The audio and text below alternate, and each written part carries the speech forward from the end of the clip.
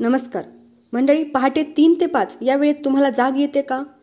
आणि जर रोजच असे होत असेल, रोजच पहाटे 3 ते 5 या वेळेत किंवा 1 ते 5 या वेळेत कधीही तुम्हाला अचानक जाग येत असेल, तर यामागचा नेमका संकेत काय आहे?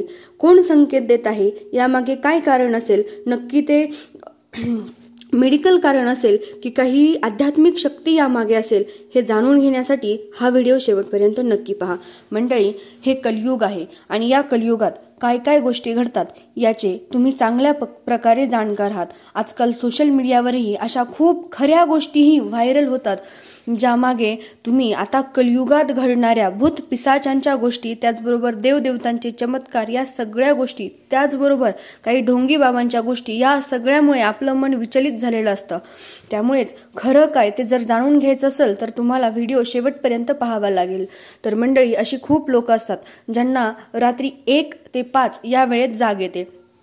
आता रात्री 1 ते 2 या वेळेत जाग येणे, 2 ते 3 या वेळेत जाग येणे, त्याचबरोबर 3 ते 4 या वेळेत जाग येणे आणि 4 ते 5 या वेळेत जाग येणे, हे जे 4 खंड आहेत, यापैकी कुठल्या वेळेत जाग आल्यावर त्यामागचं नेमकं कारण काय असतं, हे या व्हिडिओमध्ये आपण सविस्तरपणे पाहणार आहोत.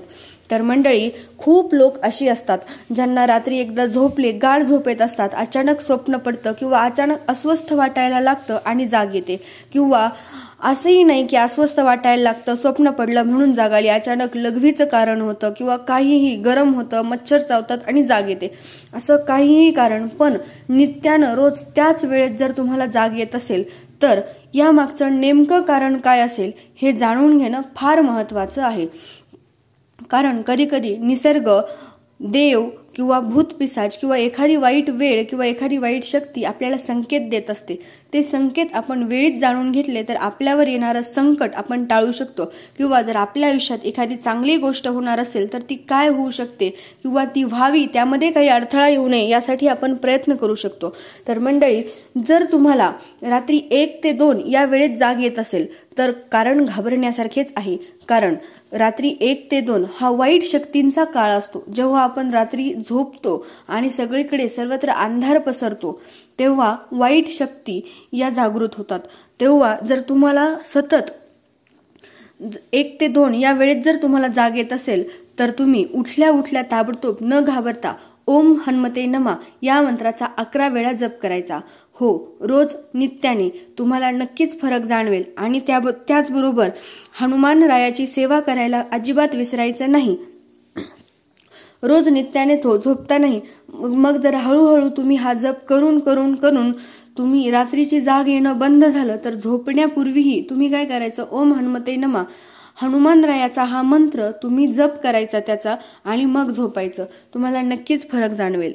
त्याचबरोबर आता जर तुम्हाला रात्री 2 ते 3 या वेळेत जाग येत असेल तर हा पितराचा काळ असतो. या वेळेत जर तुम्हाला जाग येत असेल तर तुम्ही आपले पितृ आपल्यावर नाराज आहेत हे लक्षात घ्यायचं.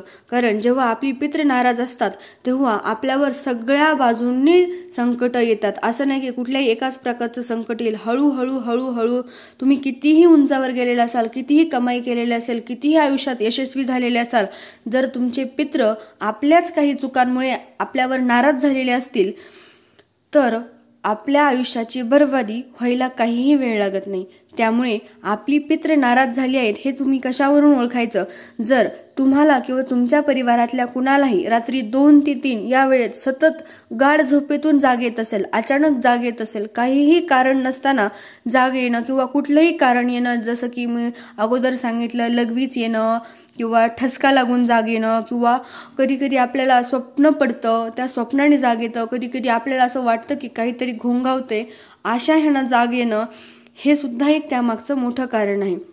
जर तुम्हाला असं झालं तर यावरही उपाय आहेत. ते म्हणजे आपली पितृ नाराज झालेली असली तर त्यावरचा एक सगळ्यात मोठा आणि प्रभावी उपाय म्हणजे आपल्या दारात गाय येते, त्या गाईला आपण चारा घालणे. हो, गाईला चारा घालणे हे पितरांचे आवडते काम.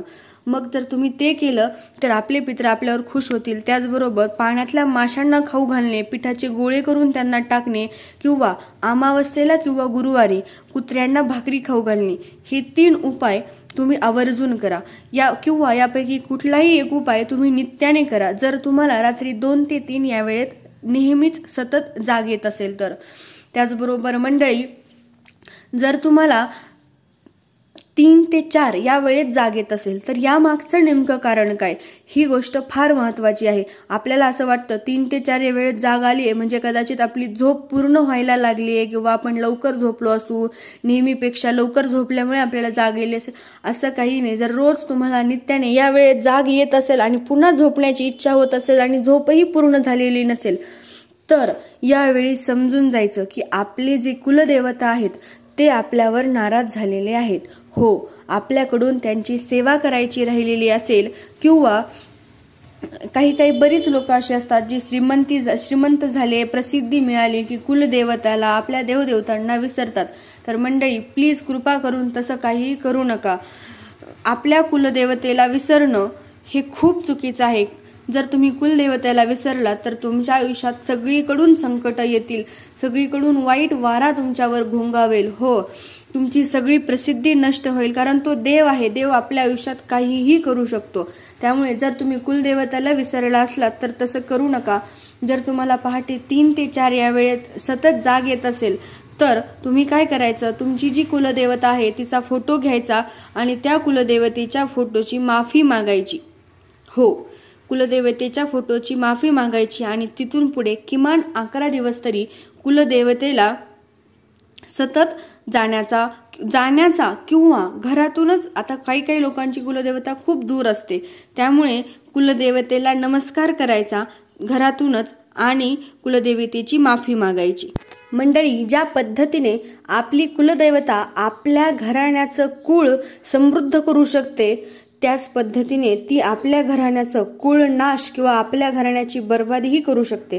पण केव्हा, जर आपण तिला विसरलोत, आपण तिचा अपमान केला तर असं आपल्या बाबतीत होऊ शकतं. त्यामुळे कधीही आपल्या कुलाला, आपल्या कुलदेवतेला आपण अजिबात विसरू नये. जर तुम्हाला पहाटे 3 ते 4 या वेळेत जाग येत असेल तर हा संकेत तुम्ही नक्की समजून घ्या की काय आहे आणि त्यानुसार तुम्ही तुमच्या कुलदेवतेचे पूजन मात्र लक्ष करून करा. त्याचबरोबर जर मंडळी तुम्हाला पहाटे 4 ते 5 या काळात जाग येत असेल तर हा सुवर्ण काळ असतो, हा प्रदोष काल असतो. या काळात जाग येणं हे लाभदायी, फलदायी किंवा काहीतरी आपल्या आयुष्यात चांगलं घडणार आहे याचे संकेत देणारा हा काळ असतो. हो, या काळात जर तुम्हाला स्वप्न पडून जाग येत असेल, लघवीसाठी जाग येत असेल, अगदी कुठल्याही कारणाने तुम्हाला जाग येत असेल तर हा काळ आपल्यासाठी चांगला असतो. या काळी पृथ्वी तलावर देवदेवतांचं वास्तव्य असतं आणि जेव्हा देव आपल्या भेटीला येतात, आपल्याला संकेत देतात किंवा आपल्या आयुष्यात काहीतरी चांगलं घडणार असतं, तेव्हा देव येऊन आपल्याला संकेत देत असतात. मंडळी, जेव्हा तुमच्या घरात सगळ्यांवर काहीतरी बाधा असते तेव्हा मात्र कधीही आपल्या घरात देवदेवता प्रवेश करत नाहीत. जर तुमच्या घरात साफसफाई व्यवस्थित नसेल, खूप जाळ्या झालेल्या असतील घरामध्ये, कुठेही नीटनेटक्या वस्तू ठेवलेल्या नसेल किंवा एकमेकांचा आदर केला जात नसेल तर तुमच्या घरात कधीही देवदेवता प्रवेश करत नाहीत. त्यासाठी तुम्ही नेहमी मोठ्यांचा, वडीलधाऱ्यांचा, लहानांचाही आदर करायला शिका. त्याचबरोबर घरात स्वच्छता ठेवा आणि कुलदेवतेचं अगदी आनंदाने स्वागत करत राहा. जेव्हा या काळात, प्रदोष काळात देव तुमच्या घरी येऊन तुम्हाला संकेत देतात, जागं करतात, झोपेतून उठा म्हणतात, त्यावेळी तुमच्या आयुष्यात नक्कीच काहीतरी घडणार असतं. तुमच्या आयुष्याची पहाट सोनेरी होणार असते, हे लक्षात ठेवा. तर मंडळी, व्हिडिओच्या शेवटी मी तुम्हाला एक अशी गोष्ट सांगणार आहे जी तुम्हाला हादरवून टाकेल. त्यासाठी हा व्हिडिओ अगोदर तुम्ही तुमच्या मित्रमैत्रिणींना शेअर करा, लाईक करा आणि माझ्या चॅनलला सबस्क्राईब करायलाही अजिबात विसरू नका, कारण या चॅनलवर मी तुम्हाला खूप महत्त्वाच्या आरोग्यासाठी, तुमच्या त्वचेसाठी, त्याचबरोबर आध्यात्मिक व्हिडिओ घेऊन येत असते. तर मंडळी, जेव्हा आपल्यावर आपल्या कुलदेवतेचा किंवा वाईट शक्तीचा प्रकोप होतो तेव्हा आपल्याला वाईट स्वप्न पडतात रात्री, किंवा अचानक खूप घाबरून जाग येते, किंवा अचानक झोपेतच किंवा झोपताना किंवा सतत मनात एक भीती राहते की आपल्या आसपास काहीतरी आहे, सतत कुणीतरी आपल्याकडे पाहतंय, असं जेव्हा आपल्याला वाटत असतं तेव्हा तुम्ही तुमच्या कुलदेवतेचा किंवा ओम नमः शिवाय मंत्राचा जप नक्की करावा. आणि हो, जर तुम्हाला खूप महत्त्वाची गोष्ट आहे, जर तुम्हाला रात्री झोपेत सापांचं, नागराजांचं स्वप्न पडत असेल किंवा सतत कधीही जेव्हा तुम्ही एकटे असाल किंवा काही विचार करत असाल, गूढ विचारात गुंतलेले असाल, तेव्हा जर तुम्हाला अचानक सापाची भीती वाटत असेल, असं वाटत असेल की साप येईल किंवा साप आहे किंवा भीती वाटत असेल एकंदरच, तर तुम्ही महादेवाच्या कुठल्याही एखाद्या नागराजांच्या मंदिरात जा जवळपासच्या, आणि तिथे जाऊन त्यांची माफी मागा. कारण एकतर तुमच्याकडून त्यांची कुठेतरी अवहेलना झालेली असेल किंवा मग तुमची काहीतरी चूक झालेली असेल, त्याशिवाय असं कधीही होत नाही. त्यामुळे जवळपासच्या नागराजांच्या मंदिरात जा, त्यांची मनोभावे माफी मागा, सेवा करा आणि त्यानंतर रोज तुम्ही 11 दिवस किमान ओम नमः शिवाय, ओम नमः शिवाय किंवा श्री शिवाय नमस्तोभ्यम या मंत्राचा जप करा. तुमच्या आयुष्यात सुख समृद्धी नक्कीच येईल. मंडळी, आपले देव, आपले पित्र आपल्यावर जर खुश राहिले तर कुठलीच वाईट शक्ती आपल्या आयुष्यात येऊन आपल्याला त्रास देऊ शकत नाही. त्यामुळे आपल्या कुलदेवताला, त्याचबरोबर आपल्या पितरांना कसे खुश करता येईल हे नक्की पहा.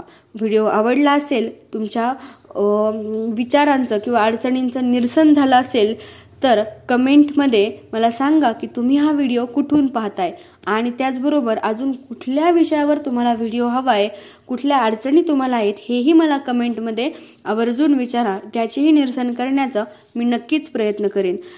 श्री स्वामी समर्थ. ओम नमस्तोभ्यम. ओ श्री शिवाय नमस्तोभ्यम.